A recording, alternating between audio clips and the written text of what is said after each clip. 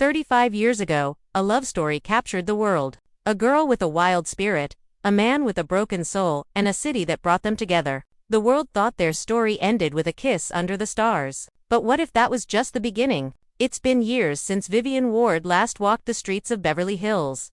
The laughter, the music, the sparkle of the city, all seem like echoes from another life. Now, she moves through the tall glass towers of New York. Dressed in power and confidence, her every step steady, her every word measured, she built her empire from nothing, turning charm into strength, and dreams into reality. Yet sometimes, when the city sleeps and silence fills the air, she still thinks of him, the man who saw her not as a stranger, but as someone worth loving. Edward Lewis. The name lingers in her memory like a soft whisper from the past. Edward's world hasn't changed much on the surface. The boardrooms, the billion-dollar deals, the same sharp suits, he's still the man who controls the room with a glance. But time has softened something in him. The confidence is there, yes, but behind it lies a quiet loneliness. A part of him that wonders what might have been if he'd held her hand a little tighter, if he'd fought harder for the one woman who made him feel alive. Every now and then, he catches himself staring out of his office window, looking over the city lights, searching for something, or maybe someone that he lost long ago. Fate, however, has its own plans. A charity gala in New York, elegant, buzzing with power and money, brings them back under the same roof after decades apart. Vivian stands across the room, her red gown glimmering beneath the chandelier's glow. Edward turns, and for a moment, time stands still. The noise fades, the laughter dims, and in that quiet instant, two souls recognize the familiar spark that once set their worlds on fire. But life isn't the same anymore. They're no longer the dreamers they once were. They carry years of love, loss, and lessons between them. As they exchange their first polite words, the air fills with unspoken emotions. Their smiles hide the storm within. Vivian senses that same warmth in Edward's eyes, but also a distance, as if he's afraid to reach out again. Edward, on the other hand, feels the rush of old feelings return, yet doubts whether this new version of Vivian still belongs in his world. Beneath the polite conversation and soft music, there's tension, an invisible thread of history pulling them together and apart all at once. Later that night, Vivian steps out into the cold air, her heels clicking against the marble steps. She looks up at the city skyline and smiles faintly. Funny how life works, she whispers to herself, the lights reflecting in her eyes. Somewhere behind her, Edward watches from a distance, his heart caught between nostalgia and hesitation. The city moves on, taxis rush by, music echoes from nearby bars, but for them, the world feels paused. Caught in the delicate space between the past they can't forget and the future they're afraid to face. The night after the gala, the city hums beneath a soft rain. Vivian sits by her window, a cup of tea warming her hands, watching the drops race down the glass. The reflection that looks back at her is familiar but slightly different, calmer, wiser, yet carrying a small flicker of something restless. It has been years since a single encounter could disturb her thoughts, yet here she is, hearing echoes of laughter from long ago. Remembering the weight of Edward's eyes on hers, she tries to tell herself it was just nostalgia, a harmless memory sparked by the surprise of seeing him again. But deep down, she knows it wasn't only memory, it was connection. The kind that doesn't fade, only hides until the right silence calls it back. She presses her hand against the cool glass and lets out a soft sigh. Some stories, she thinks, are never really over. Across the city, Edward sits in his study, papers spread across the desk, though his mind isn't on the numbers. The rain drums gently on the windows, steady and rhythmic, like a clock marking time he no longer wants to count. His assistant called hours ago about a meeting tomorrow, but he barely heard. He's still thinking about the way Vivian smiled, not the polite smile of a public figure, but that half smile that once belonged only to him. It carried confidence and something else. Something unguarded. He pours himself a glass of wine but doesn't drink it. Instead, he lets his eyes wander to a photograph on the shelf, a black and white shot of Beverly Hills from decades ago. The corners of his lips lift slightly. For all the wealth he's gained, that 1 week from the past still feels more real than most of the years that followed. The next morning, the city starts its rush again. Vivian heads to her boutique's new flagship store in Soho. She walks through rows of silk, leather, and light, her team buzzing around her with plans and ideas. The air smells of new beginnings, fresh paint and perfume samples. Yet amid the chatter, her thoughts drift. She wonders if Edward felt the same spark. Maybe it was one-sided. Maybe he has already forgotten. But then she remembers the way he looked at her during the speech, as if time itself had slowed just for them. It wasn't imagination. She knows that look, it used to undo her completely. She shakes the thought away, forcing her focus back to business. But something inside her, something soft, something foolish, refuses to let go. Later that week, fate stirs again. Vivian's company receives an invitation to a partnership meeting hosted by one of the city's major investors. She glances through the proposal and freezes when she sees the name at the bottom of the letter. Edward Lewis Enterprises. A small smile curls on her lips. So the universe isn't done with its jokes, she murmurs. That evening, she stands before her mirror, adjusting her blazer. There's no red dress this time. No nervous laughter, only confidence and curiosity. When she arrives at the meeting, the room falls into quiet surprise. Edward looks up from his chair, his expression unreadable at first, then slowly softening into recognition. They shake hands, firm, professional, but charged with everything they don't say. The room fills with business talk, mergers, marketing, future growth. Yet underneath, an invisible thread hums between them. Every so often, their eyes meet for just a second too long. When the meeting ends, she gathers her notes, and he clears his throat. Vivian, he says, voice low, almost hesitant, would you join me for coffee? For old time's sake. She hesitates, her heart caught between sense and memory. Finally, she nods. One coffee, she says, for old time's sake. They walk to a quiet cafe a few blocks away, the same kind of place they might have once stumbled into back in Los Angeles. The smell of roasted beans and warm bread fills the air. They sit across from each other, not as lovers, not as strangers, but as two people trying to bridge a gap time built too wide. The conversation begins with polite questions, work, travel, life, but soon drifts into gentler territory. Vivian laughs at one of his dry remarks, and for a moment, the years between them seem to vanish. Edward studies her face, the way her laughter still lights up a room. He feels that old rhythm return, the one that used to make his world slow down as the rain starts again outside. Their hands brush when they reach for the sugar jar. A spark, faint but real, passes between them. Vivian pulls her hand back gently, looking down at the table. Some things never change, she says softly. Edward smiles, his eyes kind. And some things shouldn't. Silence lingers, not awkward, but full of meaning. Outside, people hurry past with umbrellas, unaware that inside this small cafe, two old souls are rediscovering something fragile and extraordinary. When they finally leave, Edward offers to walk her to her car. The city glows under the rain, streets glimmering like silver ribbons. They stop by the curb, neither ready to say goodbye. You know, she says, turning to him, life's funny. It takes us everywhere we don't expect to go. He nods, a faint smile on his lips. And sometimes, he replies, it brings us right back where we belong.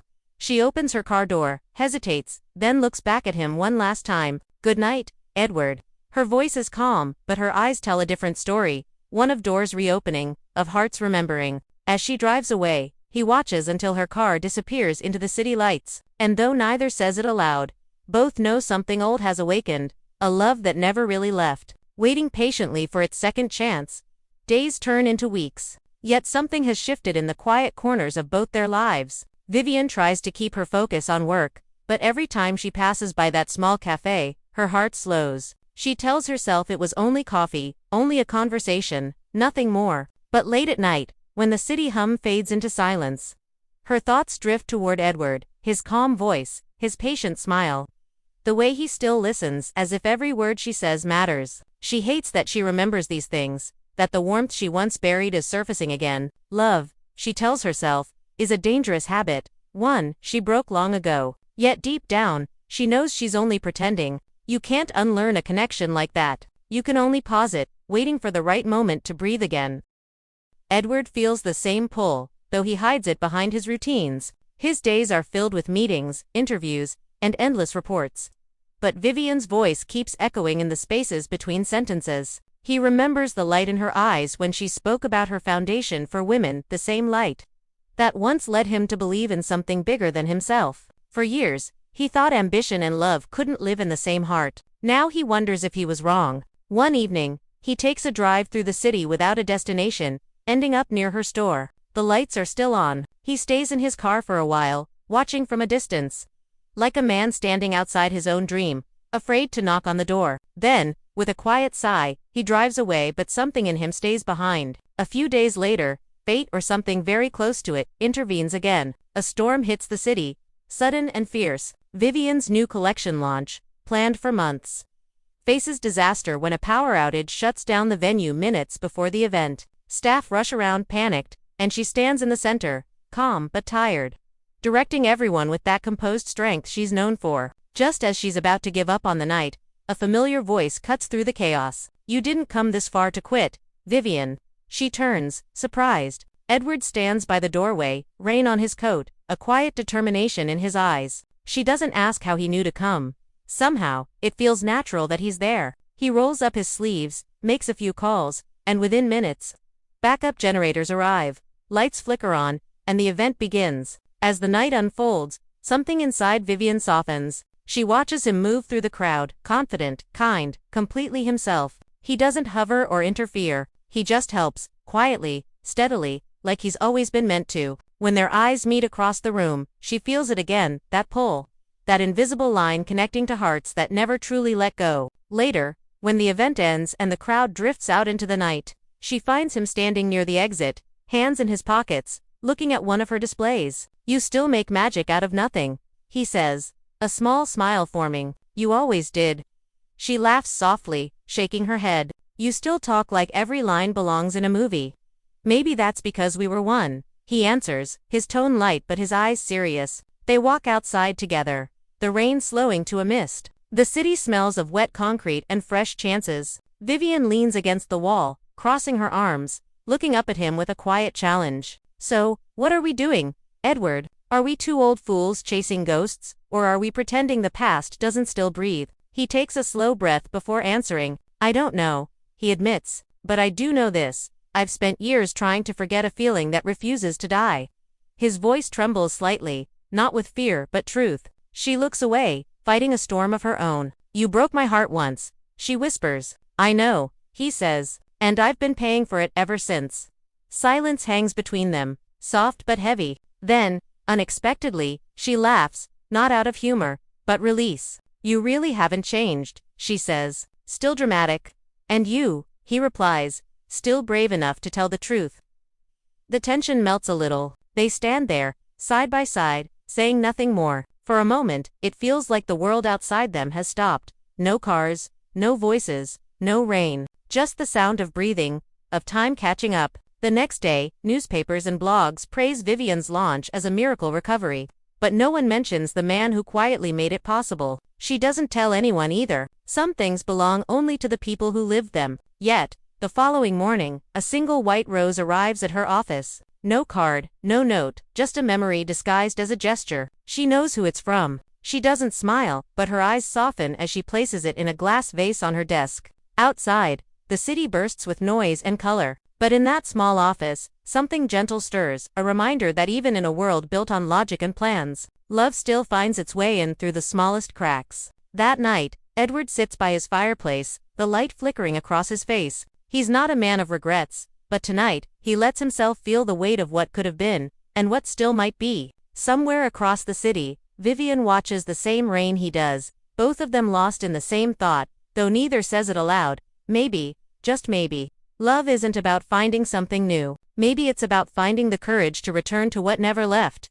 Morning arrives with a soft glow, the kind of light that slips quietly through the curtains and asks to be noticed. Vivian wakes before her alarm, the city outside still stretching into consciousness. She sits up, feeling the stillness of her apartment. No phone ringing, no meetings yet, just the quiet hum of life. On her desk, the white rose from Edward stands tall, its petals open wider than the night before. She looks at it for a long moment. It's strange, she thinks, how something so simple can feel so powerful. For years, she built walls out of ambition, success, and independence, strong, unbreakable walls. But now, one small flower has cracked them open, letting in a breeze she thought she'd closed off forever. She makes coffee, turns on soft music, and watches the city wake up. In her reflection, she sees not the young woman who once walked the streets of Beverly Hills, nor the polished entrepreneur who conquered New York, but someone in between, wiser, but still capable of wonder. Across the city, Edward begins his day the same way he has for years, a glass of water, a short run, a quiet breakfast. But this morning feels different. He notices things he hasn't in a long time. The golden shimmer of light on the Hudson. The laughter of children on their way to school. The warmth in the air despite the chill. For the first time in decades, he feels young again. Not because of age, but because of possibility. He thinks about Vivian's laugh. The spark in her eyes. The strength in her voice. There's no doubt in his mind anymore. He wants her in his life. Not as a memory, but as his future. But love, he knows, isn't about grand gestures anymore. It's about honesty, courage, and timing. And for the first time, the timing feels right. Later that week, Vivian's foundation hosts a mentoring event for young women starting their first businesses. The air is full of energy, voices mixing with the sound of dreams being spoken aloud. She stands on stage, telling her story, not the fairy tale version the world remembers, but the truth, the fear, the mistakes, the hope that refused to die. Her words land softly, like rain nourishing dry soil. When the applause fades, she steps down from the stage and turns, and there he is, Edward, standing quietly near the back. No cameras, no spotlight, just him. Their eyes meet, and she smiles, small, real, unguarded. He walks toward her through the crowd, and for once, there's no hesitation between them. They take a walk afterward, down the riverside path where the city skyline reflects in the water. Neither speaks for a while. It's enough to just be there. Then Edward stops, turns to her, and says, I don't want to waste any more years pretending I don't care. I've built a life, but it's felt empty without someone to share it with. Vivian looks at him, her heart beating steady but strong. You think after all this time, we can just pick up where we left off? She asks softly. He shakes his head. No. I think we can start where we are. The words linger in the air, simple, true, and exactly what she needed to hear. She doesn't answer right away. Instead, she looks out at the water, the city shimmering like a dream reborn. She remembers the girl she once was, the one who dared to believe she could be loved, who learned that real love isn't about rescue, but recognition. After a long pause, she says quietly, I'm not the same woman you fell in love with. He smiles gently. Good, he says, because I'm not the same man who let you go.